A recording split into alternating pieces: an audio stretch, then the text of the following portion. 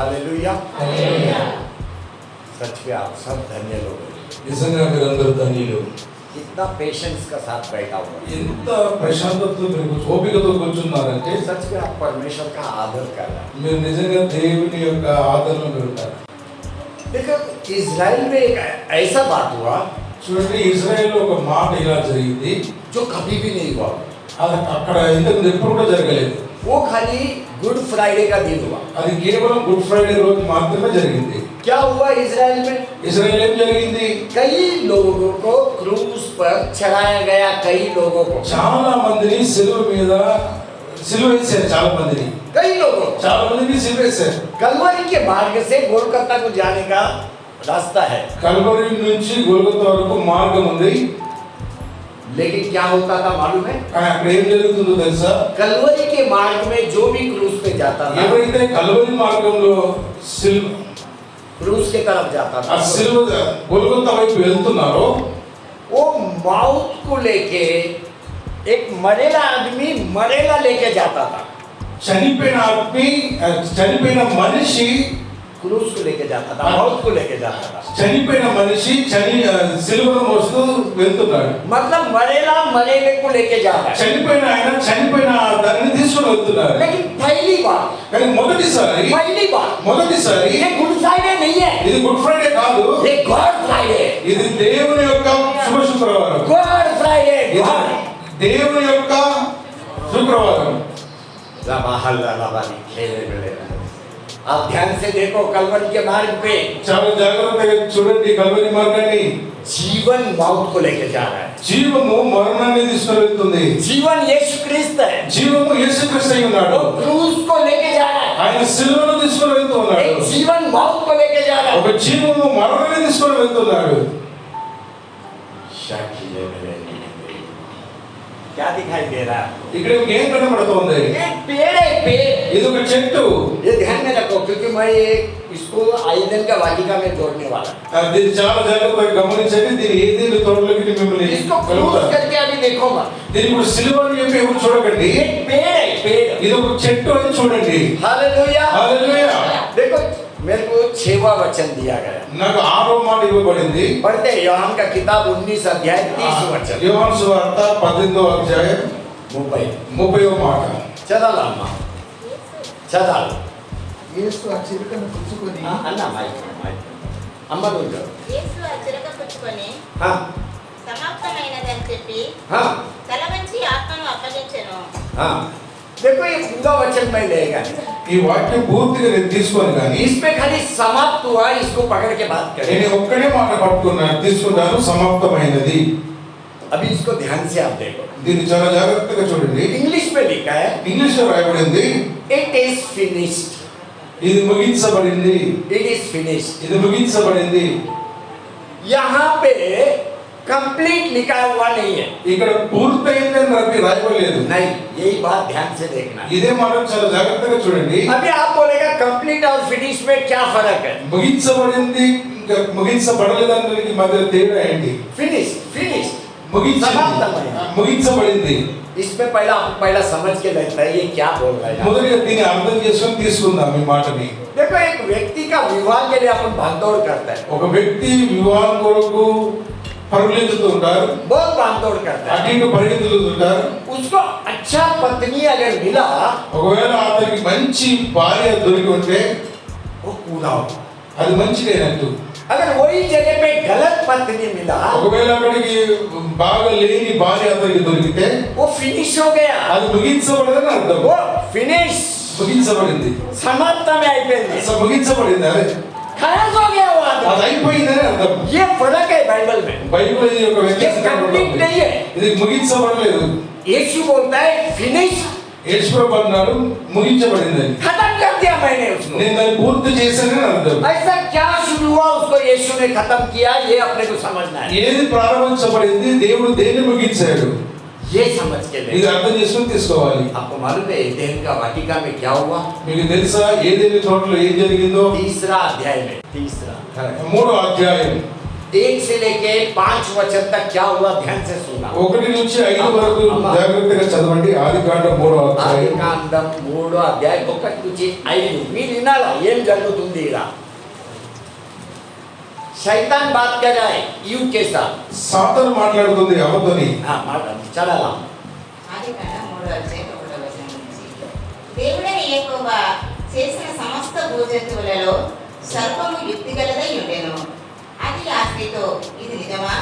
ఈ తోట చెట్టులో దేని ఫలములనైనాను మీరు తినకూడదని దేవుడు చెప్పెనా అని అడిగాను. అందుకు స్త్రీ, ఈ తోట చెట్ల ఫలములను మేము తినవచ్చును. అయితే తోట మధ్యనున్న చెట్టు ఫలములను గురించి దేవుడు మీరు చావకూడనట్లు వాటిని తినకూడదనియు వాటిని ముట్టకూడదనియు చెప్పెనని సర్పముతో అనెను. అందుకు సర్పము, మీరు చావనే చావరు, ఏలయనగా మీరు వాటిని తినమున మీ కన్నులు తెరవబడుననియు మీరు మంచి చెడ్డలను ఎరిగిన వారై దేవతల వలె ఉందురనియు దేవునికి తెలియనని స్త్రీతో చెప్పగా. చాలు. यहाँ पे क्या हो रहा है मालूम है? ఇక్కడ ఏం జరుగుతుందంటే एक जो शुद्ध जो ईव है, शुद्ध मैं बोलता है, शुद्ध పరిశుద్ధంగా ఉన్న అవ్వ उसका एक व्यक्ति के साथ भेंट हो गया. ఒక వ్యక్తితో भेंट हुआ. కలవడం జరిగింది.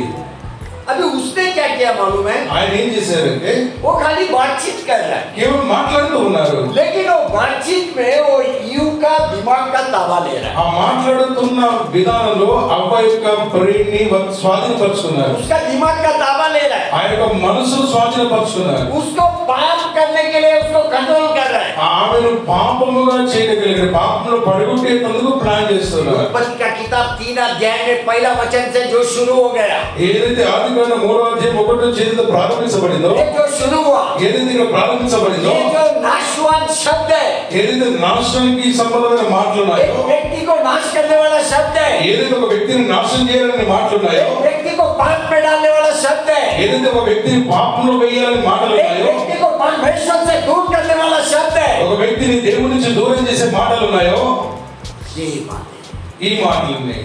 ये बातें ఈ మాటలున్నాయి. समाप्त करना है. అవన్నీ కూడా क्रूस पे समाप्त, అవన్నీ కూడా సిలువలో उसको కొట్టివేయబడుతున్నాయి. कंप्लीट नहीं करना है, पूरा नहीं करना है, దాన్ని అన్ని కూడా పూర్తి చేసుకోకూడదు. नाश करना है, नाश. దాన్ని పూర్తిగా లేకుండా చేయాలి. यीशु का पैरों से कुचल देगा, कुचल देगा पैरों से, అది దేవుడు తన కాళ్ళ చేత దాన్ని నలిచేశాడు. उसका कुचल देगा. దాన్ని నలిచేశాడు. अभी तक यूं ने पाप नहीं किया, ఇప్పటి వరకు అవ్వ పాపం చేయలేదు. लेकिन शैतान ने उसका माइंड का कंट्रोल कर కానీ लिया. సాతాను అవ్వ యొక్క మైండ్ ని తన స్వాధీనంలో పంచుకున్నది. आज कई विश्वासियों का माइंड को वो कंट्रोल कर रहा है. ఈ రోజు చాలా మంది విశ్వాసుల యొక్క తలపుల్ని ఆలోచన సాతాను స్వాధీనపరుచుకుంటూ ఉన్నాడు. वो आपको हिलने नहीं देगा, ఆ సాతాను మిమ్మల్ని ఎప్పుడు కదలనివ్వట్లేదు. उसका पीछे ही दौड़ने को लगाएगा. ఎప్పుడు కూడా సాతాను వెనుకనే పరిగెత్తడానికి आप చూస్తున్నాడు. जांचो अपना घर में, మీరు పరిశీలించండి మీ కుటుంబాల్లో सब कुछ ठीक है क्या? అన్ని సరిగా ఉన్నాయా? पति पत्नी के साथ अच्छा है क्या? భార్య భర్తల మధ్య సంబంధాలు బాగున్నాయా? पत्नी पति का साथ अच्छा है क्या? భర్త భార్య విషయంలో సరిగా कौन ఉన్నాయా? कंट्रोल कर रहा है ये माइंड को? మీ మనసును ఎవరు కంట్రోల్ చేస్తా ఉన్నారు? क्या शैतान ने तेरा दिमाग में केवल पैसा डाल दिए ले? నీ మనసులో కేవలం డబ్బు గురించి సాతాను इधर ही వేశాడా? भाग रहे, నువ్వు అక్కడికే పరిగెత్తుతున్నావు. और भाग रहे, ఇంకా పరిగెత్తుతున్నావు. और भाग रहे. ఇంకా कब तक పరిగెత్తుతున్నావు. भागेगा? ఎప్పటి వరకు इतने పరిగెత్తావు? नियंत्रण कर लिए ले. నేను ఎందుకంటే సాతాను నియంత్రించుకున్నది. यू का ताबा ले लिया, సాతాను స్వాధీనపరుచుకున్నది. నేను यू का ताबा ले लिया. సారీ అవ్వను స్వాధీనపరుచుకున్నది సాతాను. अभी यू पाप करेगा 6 वचन. ఇప్పుడు 6వ మాటలో అవ్వ పాపం చేస్తుంది. देखिए क्या हुआ, చూడండి. చదవలా మారో. స్త్రీ, ఆ వృక్షము ఆకారమునకు మంచిదియు ఓ కన్నులకు అందమైనదియు వివేకమిచ్చు రమ్యమైనదినై ఉండా చూచినప్పుడు ఆమె దాని ఫలములలో కొన్ని తీసుకొని తిని తనతో పాటు తన భర్తకును ఇచ్చెను, అతడు కూడా తినెను. अभी पाप हुआ, ఇప్పుడు పాపం జరిగింది. पहला पाप नहीं हुआ, మొదటి పాపం वो చేయలేదు. कंट्रोल किया, ఆ సాతాను నియంత్రణ खाली తీసుకున్నది. कंट्रोल किया. తన స్వాధీనంలో తీసుకున్నది. ये कंट्रोल को आपको निकाल देना है, शैतान का कंट्रोल को. సాతాను యొక్క కంట్రోల్ ఉన్నదాన్ని మనం తొలగించుకోవాలి. आप बचना है वो कंट्रोल से. ఆ దాని నుంచి మనం తప్పించుకోవాలి. पहली बार ये लोग पाप में गिर गया, మొదటిసారి మీరు పాపంలో పడిపోయారు. पाप में गिर गया. పాపంలో పడ్డారు. बाइबल बोलता है బైబిల్ అంతా ఉంది, आदम और ईव जो परमेश्वर के साथ साथ चलता था, ఆదము అవ్వ దేవునితో కలిసి నడిచేవారు. रोज मिलने को को जाता था, రోజు దేవుని కలిసేవారు, रोज बातचीत करता था, రోజు దేవునితో మాట్లాడేవారు, डेली सहवास करता था, రోజు దేవునితో సహవాసం చేసేవారు, डेली परमेश्वर को प्रेम करता था। రోజు దేవుని ప్రేమించేవారు। पहला बार మొదటిసారి परमेश्वर से दूर भाग रहा है। దేవుని నుంచి దూరంగా వెళ్ళిపోతూ ఉన్నారు। पहला बार మొదటిసారి झाड़ियों के बीच में छुप रहा है। వారు చెట్ల మధ్యలో దాక్కుంటూ ఉన్నారు। पहला बार మొదటిసారి वो लोग अपना ज्ञान का उपयोग किया। మొదటిసారి వారి జ్ఞానాన్ని వాడుతూ ఉన్నారు। वो लोग ने क्या किया? వారు ఏం చేశారు? अंजीर का पेड़ का पत्ता तोड़ के अपने लिए कपड़ा बना लिया, వారు అంజూరపు ఆకుల చేత వారి శరీరాన్ని వారు కప్పుకుంటూ ఉన్నారు। सिलाई किया। వారు కుట్టుకున్నారు ఆకుల్ని। ये ज्ञान तेरे को बचा नहीं सकता ఈ है, జ్ఞానం నిన్ను కాపాడలేదు। तेरा ज्ञान तेरे को बचा नहीं सकता ఈ है, జ్ఞానం నిన్ను కాపాడలేదు। तेरा ज्ञान तेरे को परमेश्वर से दूर लेके जाएगा। నీ జ్ఞానము నిన్ను దేవుని నుంచి దూరం తీసుకెళ్తుంది। आदम यूं परमेश्वर से डरने लगा, ఆదమవ్వ దేవుని బట్టి భయపడుతున్నారు। परमेश्वर से छुपने लगा। దేవుని నుంచి వారు దాక్కుంటూ ఉన్నారు। బైబిల్ क्या बोलता है? 8 वचन में देखो, ఎనిమిదో మనం చూద్దాం బైబిల్. మంచిగా వినాలా ఏం జరుగుతుంది? చల్లపుట్టను ఆదామును అతని భార్యయు తోటలో సంచరించుచున్న దేవుడైన యెహోవా స్వరము విని దేవుడైన యెహోవా ఎదుటికి రాకుండా తోట చెట్ల మధ్యను దాగుకొనగా చాలా చాలా इंग्लिश में लिखा है, ఇంగ్లీష్ లో రాయబడింది मतलब पेड़ों के बीच में छुपा, पेड़ों को చెట్ల మధ్యలో దాక్కున్నట్టు। ऐसा लिखा है इंग्लिश ఇలా రాయబడింది ఇంగ్లీష్ లో। हिंदी में लिखा है హిందీలో రాయబడింది। वृक्षों के बीच में, वृक्षों के मतलब एक झाड़ नहीं है, एक से ज्यादा है। ఒక చెట్టు కాదు, చెట్లు మధ్యలో। अभी मैं सोचा, నేను ఆలోచన చేశాను, बाइबल तो ये नहीं बोलता है पेड़ का पीछे छुपा, బైబిల్ ఏం చెప్తలేదు చెట్టు వెనుక దాక్కున్నదని। पेड़ का पीछे छुपा नहीं बोल रहा है, చెట్టు వెనుక దాక్కున్నదని చెప్తలేదు। ये पेड़ है, ఇది చెట్టు, ये चीज, ఈ యొక్క వస్తువు, ये जो चीज है, ఇది ఏదైతే ఉందో, ये जो जीवन है, ఏదైతే జీవం ఉందో, एदेन का वाटिका में है। ఇది ఏదైతే తోటలో ఉంది। जीवन का पेड़ उधर है। జీవ ఫల వృక్షం ఏదైతే తోటలో ఉంది। जब यीशु क्रूस पे चढ़ा, యేసు ప్రభు ఎప్పుడైతే సిలువలో ఎక్కాడో, ये जीवन का पेड़ बन गया, ఇది జీవ వృక్ష ఫలంగా మార్చబడింది। ये जीवन का पेड़ बन गया। ఇది జీవ వృక్ష ఫలంగా మార్చబడింది। एदेन का वाटिका में जीवन का पेड़ है, ఏదైతే తోటలో జీవ వృక్ష ఫలం అనే చెట్టు ఉంది। एदेन का वाटिका में अच्छा बुरे का पेड़ है। ఏదైతే తోటలో మంచి చెట్లు జ్ఞానం ఇచ్చే చెట్టు ఉన్నది। ये दोनों का बीच में है वो लोग, ఆ రెండు చెట్ల మధ్యన ఆడమవ్వలు उनको ఉన్నారు। समझ में नहीं आ रहा है। వారికి అర్థమైతలేదు, जीवन का पेड़ के तरफ जाऊं జీవం ఇచ్చే చెట్టు వైపు వెళ్ళాలా, या मैं ये अच्छे बुरे पेड़ के तरफ जाऊं, లేక ఈ మంచి చెడులు జ్ఞానం ఇచ్చే చెట్టు వైపు వెళ్ళాలా, समझ में नहीं आ रहा है। వారికి అర్థమైతలేదు।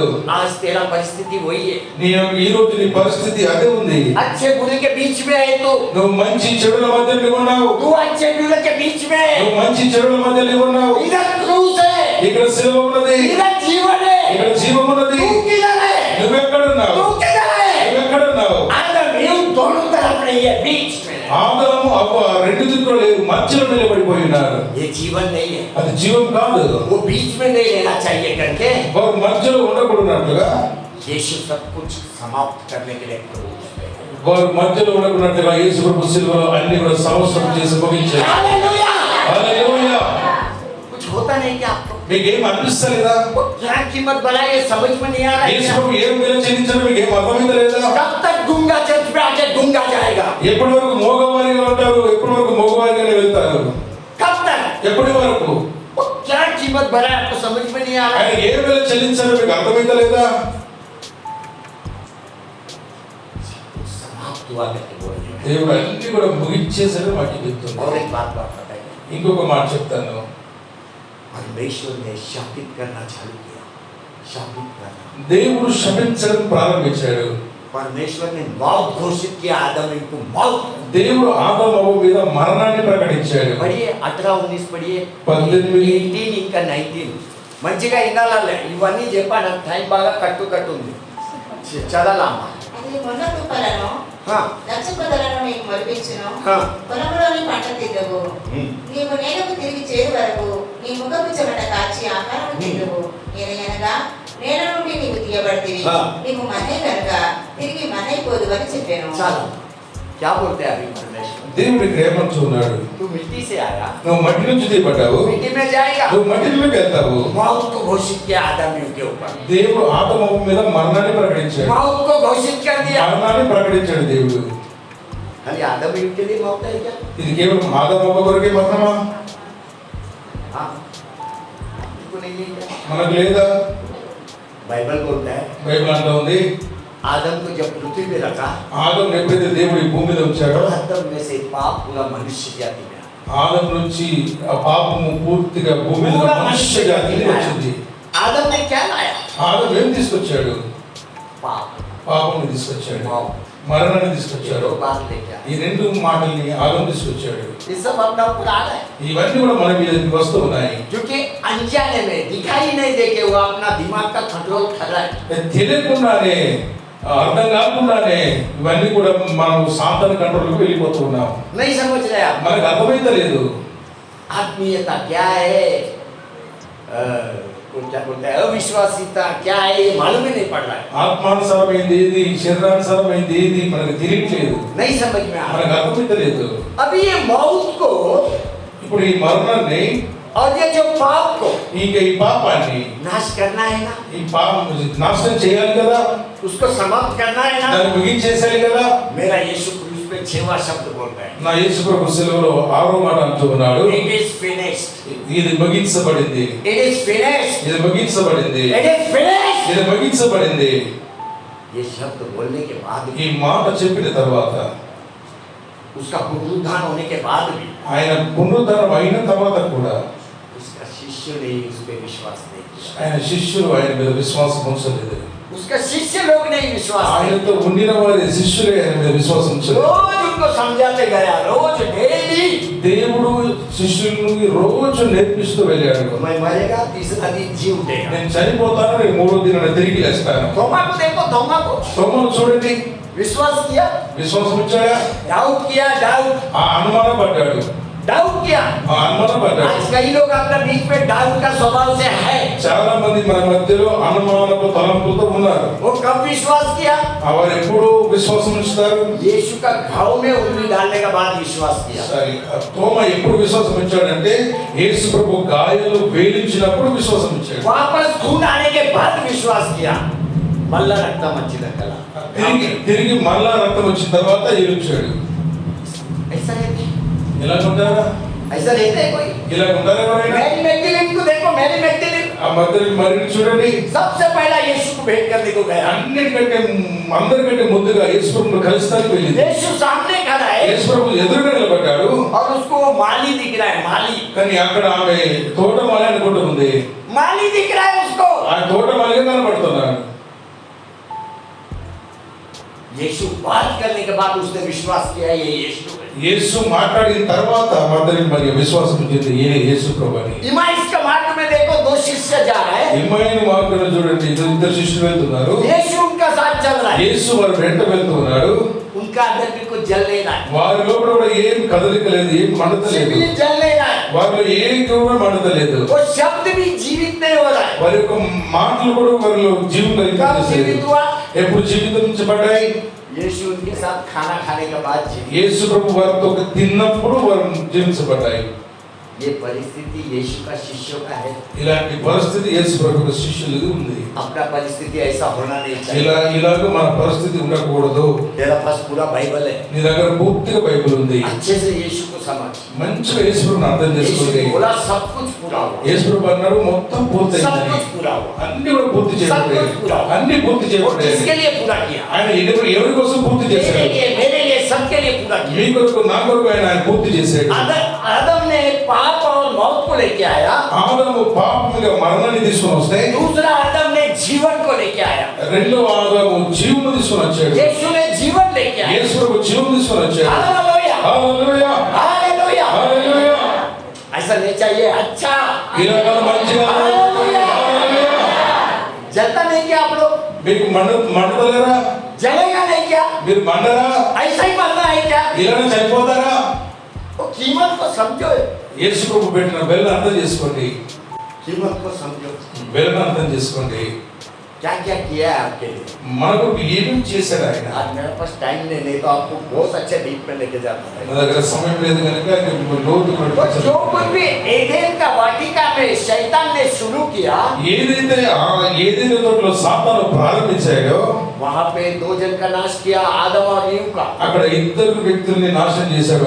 आदम ईव का नाश किया वहाँ पे. ఆదము నాశనం చేశాడు आज సాతాను. पृथ्वी पे कई लोगों का नाश कर रहा ఈ है, రోజు భూమి మీద చాలా మందిని సాతాను నాశనం लेकिन చేస్తున్నారు. अपने को एक उद्धार का मार्ग क्रूस पे से बताया। కానీ మనకు రక్షణ యొక్క మార్గం శిలువ నుంచి మనకు सब బయలుపరచబడింది. कुछ पूरा हुआ मतलब అన్ని కూడా పూర్తయిందని కదా అర్థం मतलब ఏంటంటే अभी उद्धार का मार्ग है, उद्धार का मार्ग है, రక్షణ మార్గం అని उद्धार का मार्ग है अपना सबके लिए। మనందరికీ రక్షణ మార్గం ఉంది. अम्मा मल्ला जादला యోహాన్ का किताब 19 चैप्टर 30 वचन यहाँ पे मैं बंद करता है। యేసు అచిరక పుచ్చుకొని సమాప్తమైనదని చెప్పి తల వచ్చి ఆత్మను అప్పగించెను. हालेलुया, హల్లెలూయా. आंखें बंद करो, छोटा प्रेयर करता हूँ। కళ్ళు మూసుకొని చిన్న ప్రార్థన చేస్తాం. जलना मांगते हैं, लोग बोलते हैं अंदर जलना मांगते हैं। మన లోపల మంట ప్రారంభం అవ్వాలి, మనం మండుతూ ఉండాలి. वो कीमत को पहचानो, యేసు ప్రభు పెట్టిన పేరును అర్థం చేసుకోండి, గుర్తుపట్టండి. जो कुछ आदि में शुरू हुआ उसको उसने समाप्त भी किया। ఏదైతే ఆదిలో ప్రారంభమైందో దేవుడు దాన్ని ముగించేశాడు. बपतिस्मा का बाद तेरा एक नया जीवन शुरू हो गया, మీ జీవితంలో బాప్తిస్మం తర్వాత నూతనంగా ప్రారంభించబడింది. नया जीवन, नया सृष्टि है। నయా జీవితం, కొత్త సృష్టిగా మీరు చేయబడ్డారు. शैतान के हाथ में मत गिर, మీరు సాతాను చేతిలో పడద్దు, शैतान के हाथ में मत गिर। సాతాను చేతిలో మీరు పడద్దు. हर दिन पश्चाताप कर, ప్రతిరోజు यीशु का పశ్చాత్తాపడండి. लहू में हर दिन ढक जा, ఈ ప్రతిరోజు యేసు రక్తం చేత కప్పబడండి. तब जाके तेरा आत्मीय जीवन एक बलवान से बलवान बनते जाएगा। అప్పుడే మీ ఆత్మ జీవితం బలం నుంచి ఇంకా మంచిగా సమృద్ధిలోకి మీరు మార్చబడతారు. हालेलुया, హల్లెలూయా, हालेलुया, హల్లెలూయా. धन्यवाद प्रभु। యేసయ్యకు వందనాలు. सारी महिमा और केवल आपको देते हैं। సమస్త మహిమ ఘనత కేవలం నీకే అర్పిస్తున్నాను. आमीन, आमीन, आमीन।